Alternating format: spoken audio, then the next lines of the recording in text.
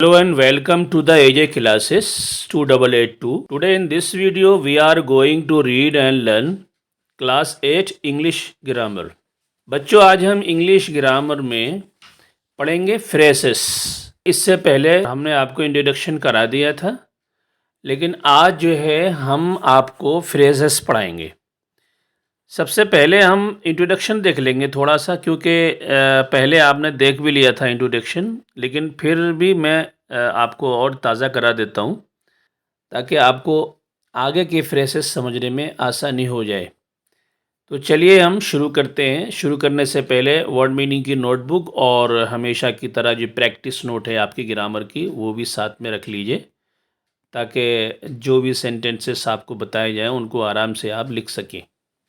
और लिखने के बाद आप जो है ना, अगर दो दो सेंटेंस भी आप एक एक एग्जाम्पल के याद कर लेंगे तो ये मसला आपका बिल्कुल सॉल्व हो जाएगा और बड़ा इजी से आप आराम से ग्रामर को समझ सकते हैं। तो चलिए शुरू करते हैं हम फ्रेसेस। सबसे पहले हम देख लेते हैं कि फ्रेसेस होते क्या हैं।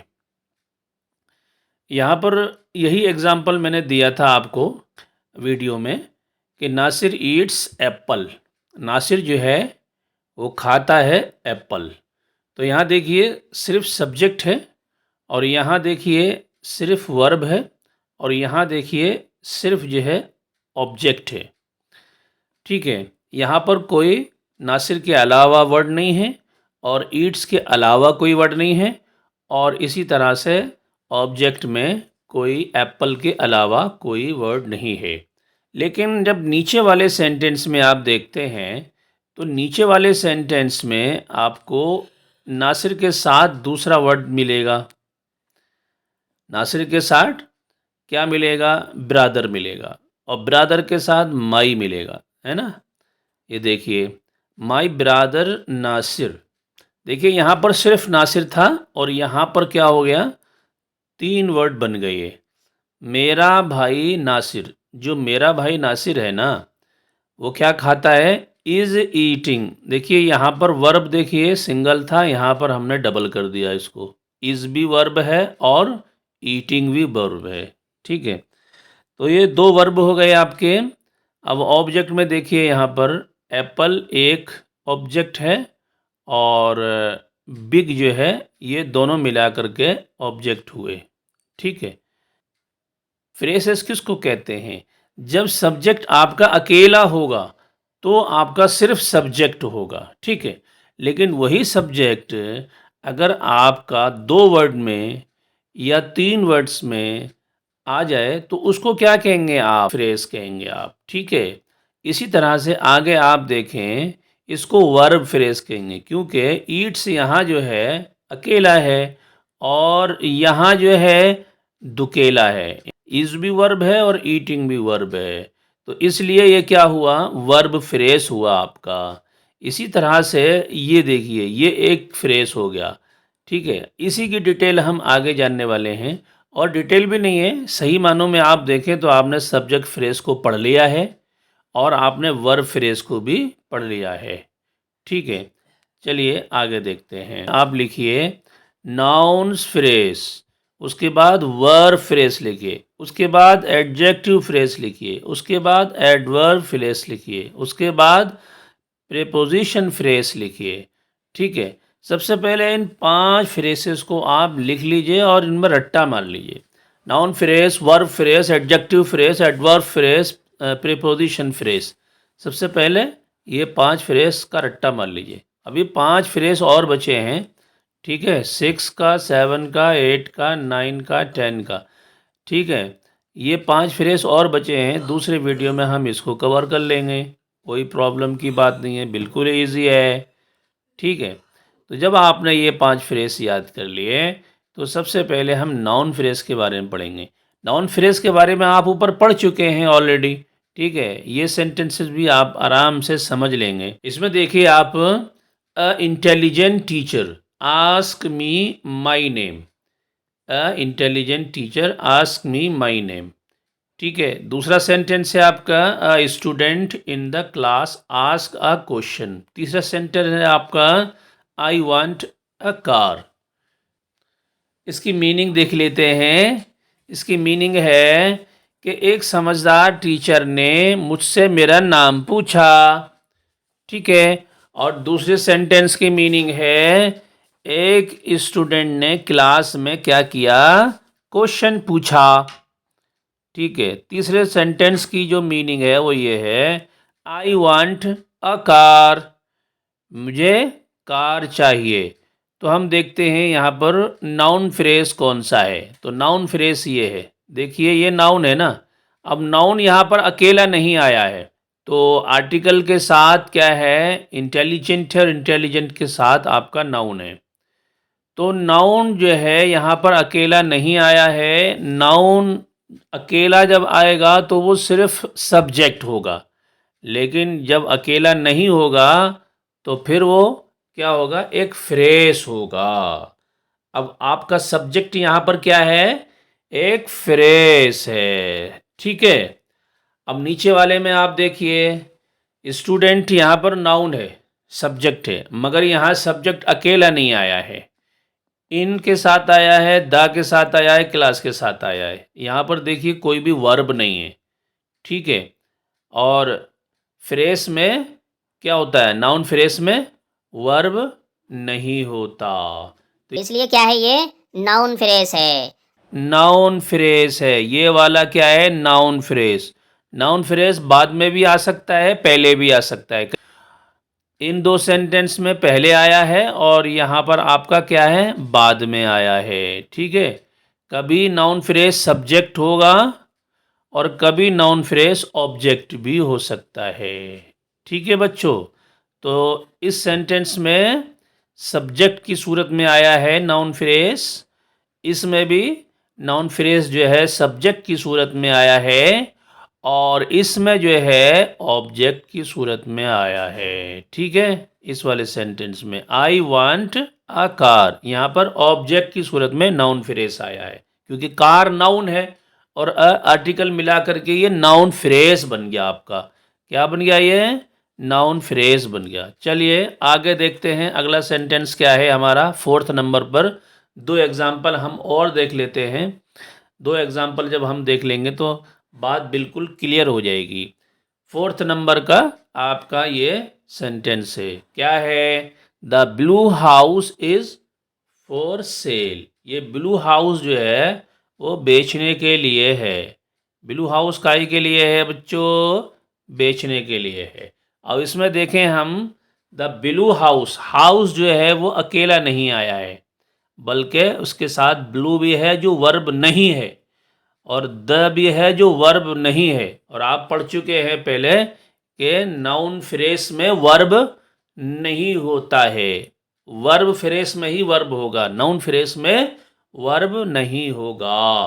तो यहाँ पर वर्ब नहीं है आपका, इसलिए क्या हुआ, नाउन फ्रेस हुआ, नाउन फ्रेस हुआ आपका, नाउन फ्रेस, ठीक है।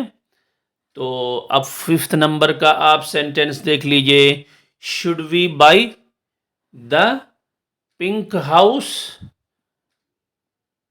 The pink house, the pink house जो है ये है आपका नाउन फ्रेज, क्योंकि ये नाउन आ गया, ठीक है। अब नाउन के साथ ये वर्ब नहीं है, ये द जो है ये भी वर्ब नहीं है, तो चूंकि हाउस के साथ वर्ब नहीं है, वर्ब नहीं है, इस वजह से ये क्या हो गया, नाउन फ्रेज हो गया, ठीक है। तो ये 5 एग्जांपल हैं आपके, इन 5 एग्जांपल्स में से आप 2 एग्जांपल भी या 3 एग्जांपल भी आप बाय हार्ट कर लेते हैं, तो आपको नाउन फ्रेज का जो मैटर है बिल्कुल क्लियर हो जाएगा। और अगर 5 के 5 सेंटेंस अगर आप बाय हार्ट कर लेते हैं तो और भी बहुत अच्छी बात है, ये तो बहुत मज़े वाली बात है अगर 5 सेंटेंस के 5 सेंटेंस आप याद कर लेते हैं तो, ठीक है।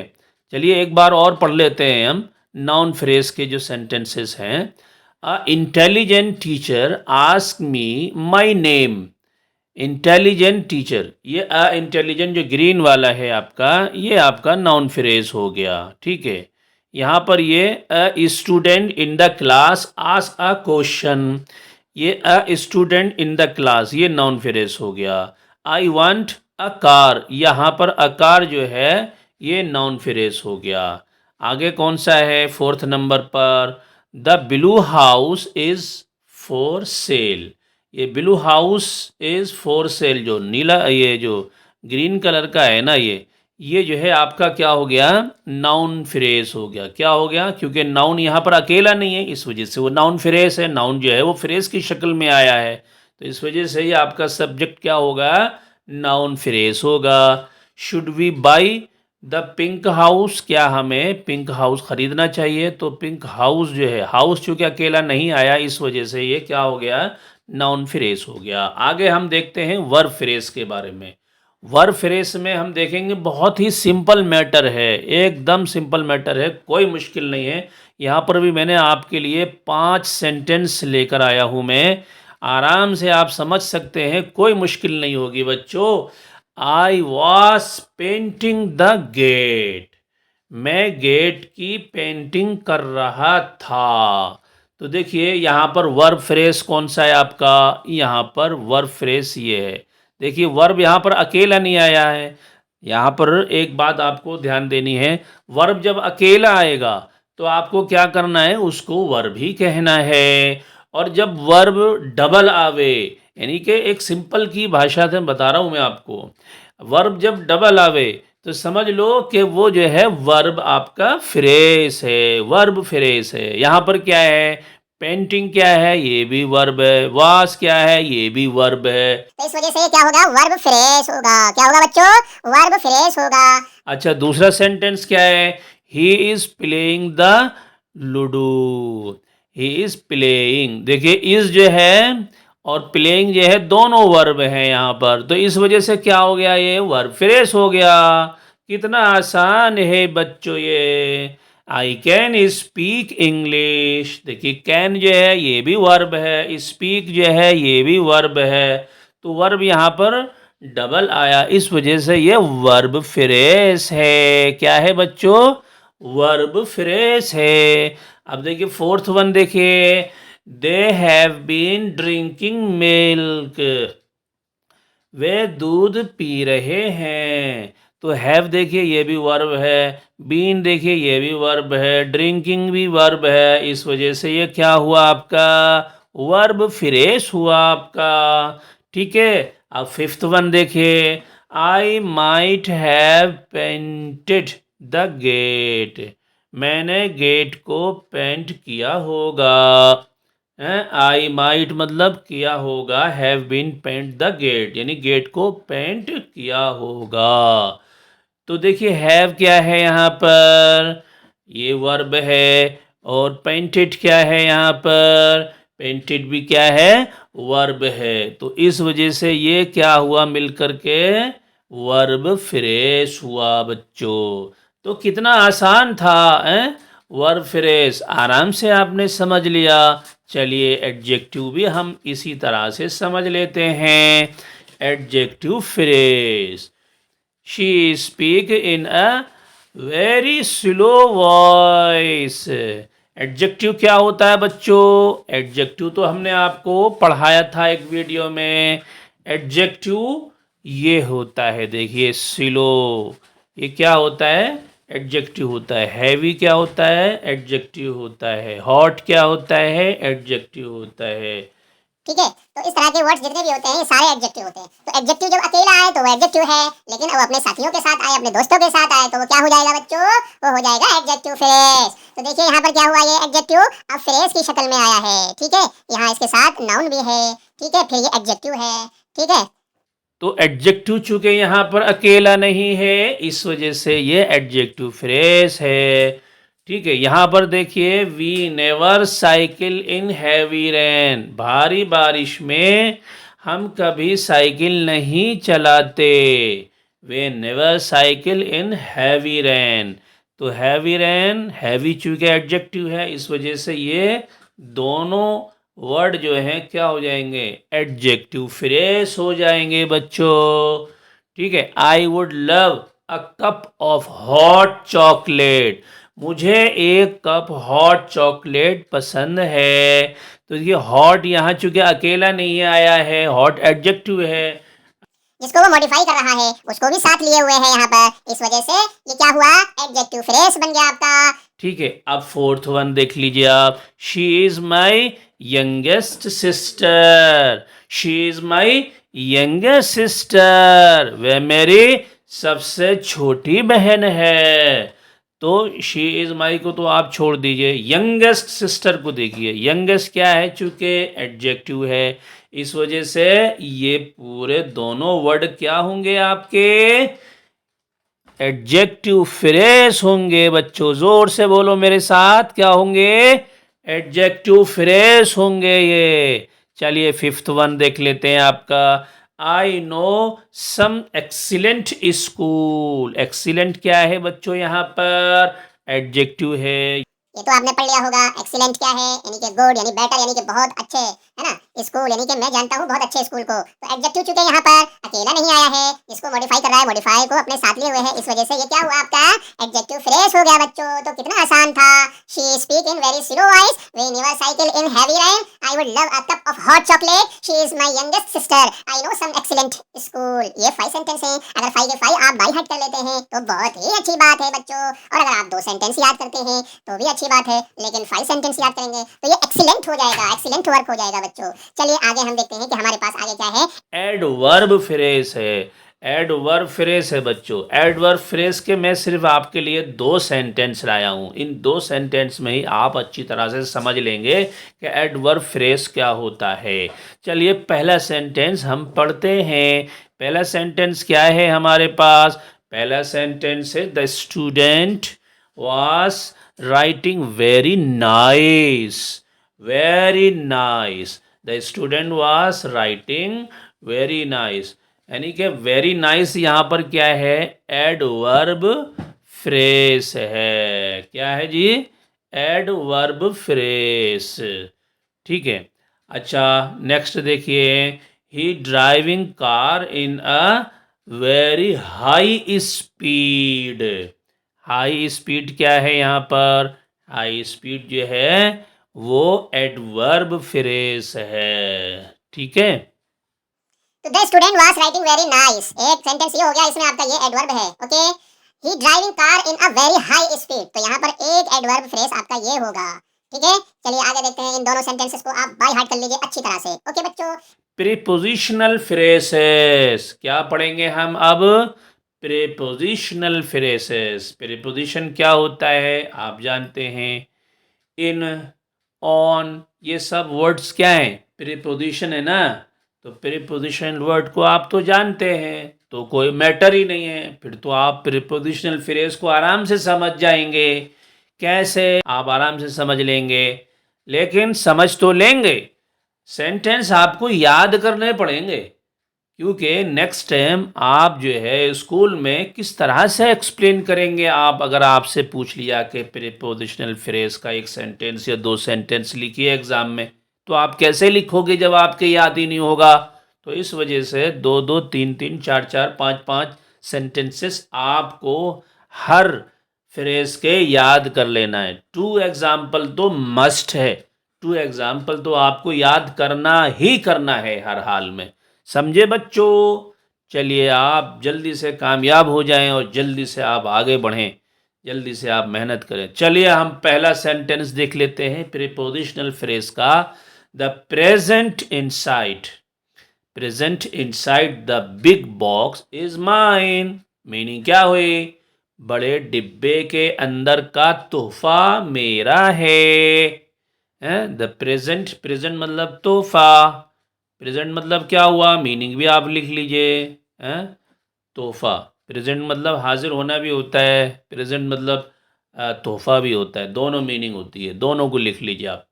तो the present inside the big box, यानी कि बड़े डिब्बे के अंदर क्या है, मेरा तोहफा है। तो इनसाइड द बिग बॉक्स क्या है, ये इनसाइड द बिग बॉक्स जो है वो इनकी वजह से प्रीपोजिशनल फ्रेज हो गया, ठीक है बच्चों। अगला सेंटेंस देखते हैं, his is only one voice among many. न his is only one voice, यानी उसकी एक ही आवाज़ है, बहुत सी आवाज़ों में उसकी एक ही आवाज़ है, पर अमोंग मैनी, लेकिन उसकी सुनी जाती है। यानी किसी नेता के बारे में भी आप ये सेंटेंस बोल सकते हैं, है ना, किसी अच्छे आदमी के बारे में भी आप ये सेंटेंस बोल सकते हैं। मोहल्ले में कोई जैसे अच्छा आदमी होता है ना, तो वो कहते हैं कि भाई वो है तो अकेला लेकिन उसकी सुनी जाती है। इंग्लिश में उसको कैसे बोलेंगे? His is only one voice among money. तो अमोंग एक वर्ड आ गया, ऑन एक वर्ड आ गया, है ना, इन एक वर्ड आ गया, इस तरह के एट एक वर्ड आ गया, है ना, इस तरह के अमोंग है, बिटवीन है ना, इस तरह के सारे वर्ड्स क्या हैं? प्रीपोजिशन है। आप जानते ही हो ना, प्रीपोजिशन है ना। जब प्रीपोजिशन है तो फिर प्रीपोजिशन जब अकेला आएगा तो वो खाली प्रीपोजिशन कहलाएगा, लेकिन जब वो अपने दोस्तों के साथ आएगा तो वो प्रीपोजिशन फ्रेज कहलाएगा। क्या कहलाएगा बच्चों? जोर से बोलो। Preposition fresh. ठीक है बच्चों, चलिए आगे देखते हैं। आगे तो कोई सेंटेंस हमने लिखा ही नहीं है। हो, तो ये तो दो ही सेंटेंस थे भाई। तो आपको क्या करना है? इन दोनों सेंटेंस को अच्छी तरह से याद कर लेना है, तभी आप बता पाएंगे कि प्रीपोजिशनल फ्रेज क्या होता है। इसी तरह से एडवर्ब फ्रेज को भी बताना है आपको, लेकिन याद कर लेंगे सेंटेंस को तभी बता पाएंगे आप। इसी तरह से आपको एडजेक्टिव फ्रेज, इसमें से भी कम से कम 2 सेंटेंस आपको बाय हार्ट कर लेने हैं। आप अभी कॉपी कर लीजिए अपनी मनपसंद के सेंटेंसेस, इसमें से 5 सेंटेंसेस में कोई भी 2 सेंटेंस आप कॉपी कर लीजिए अपनी नोटबुक में, और इनको अच्छी तरह से बाय हार्ट कर लीजिए, याद कर लीजिए, रट्टा मार लीजिए बढ़िया करके। तो फिर क्या हो जाएगा? इसी तरह से आप वर्ब फ्रेज याद कर लीजिए 2 सेंटेंस इसमें से। ठीक है, चलिए। इसी तरह से आप नाउन फ्रेज याद कर लीजिए। नाउन फ्रेज में से 2 सेंटेंस जब आप याद कर लेंगे तो आपके ये नाउन फ्रेज आपके याद हो जाएंगे। ठीक है बच्चों, और ये 5 काइंड्स हैं आपकी, noun phrase, verb phrase, adjective phrase, adverb phrase और प्रीपोजिशनल फ्रेज। तो पहले ये 5 आप याद करके उसके बाद 2-2 सेंटेंस इन तमाम में से आप याद कर लीजिए अच्छी तरह से। ठीक है, तो 5 फ्रेज आपके बचे हैं, ये हम अगले वीडियो में कवर कर लेंगे। 5 आपके ये हो गए हैं और 5 आपके बाद में रह गए, ये हम अगले वीडियो में कवर कर लेंगे। ठीक है, 10 फ्रेज आपके हो जाएंगे, बस बहुत काफी है आपके लिए। ठीक है, तो चलिए बच्चों, हमारे चैनल को सब्सक्राइब कर दीजिए, वीडियो को लाइक कर दीजिए, शेयर कर दीजिए, हैं, और जल्दी जल्दी से अपना काम कर लीजिए। ओके, बाय बाय, मिलते हैं नेक्स्ट वीडियो में।